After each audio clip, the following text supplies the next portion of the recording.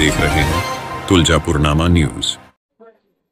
आज वाल्मिक कराडवरती मोक्का दाखल झाला आणि मराठा समाजाची जी काही मागणी होती त्या मागणीपैकी एक मागणी पूर्ण झालेली आहे।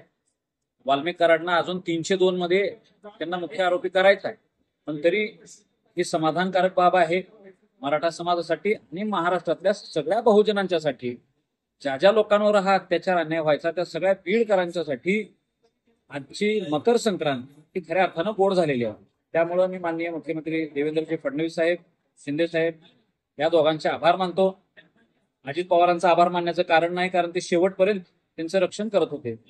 आणि या निमित्तानं आम्ही एक सगळ्या बहुजनांना सांगू इच्छितो की धनंजय मुंडे हे आमच्यासाठी टार्गेट कधी नाही। धनंजय मुंडे साहेब ज्या पद्धतीनं वाल्मिक कराडला वाचवायचा प्रयत्न करत होते त्याचमुळे मराठा समाजाने धनंजय मुंडेंचा राजीनामा मागितला होता। चौकशीत अडथळा करत होते म्हणून राजीनामा मागितला होता। समाजाच्या दबावापुढे धनंजय मुंडेंना त्यांचा दबाव वाढवता आला नाही, त्यांना ते करता आलं नाही। ते बाजूला राहिल्यामुळं आज मोक्का दाखल झालेला आहे। 302 दाखल होईपर्यंत मराठा समाज हा असंच आंदोलन करत राहील।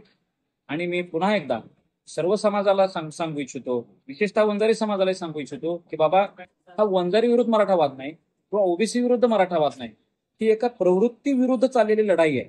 हा एका प्रवृत्ती विरुद्धचा लढा तुम्ही आम्ही सगळ्यांनी मिळून जिंकला पाहिजे। आणि विशेष म्हणजे आज भगवान बाबाची पुण्यतिथी आहे। हा नियतीचा संकेत आहे की भगवान बाबांना सुद्धा ती गोष्ट मान्य नसावी, म्हणून वाल्मिक सारख्या माणसाला जेलमध्ये घालायची वेळ आलेली आहे, मोक्कामध्ये घातलेला आहे। त्यामुळं सगळ्यांनी ह्या संकेताचा मान्य करावा। या सगळ्या खुन्यांना फाशीवर लटकेपर्यंत सगळ्यांनी ताकद द्यावी, साथ द्यावी, एवढीच विनंती करतो।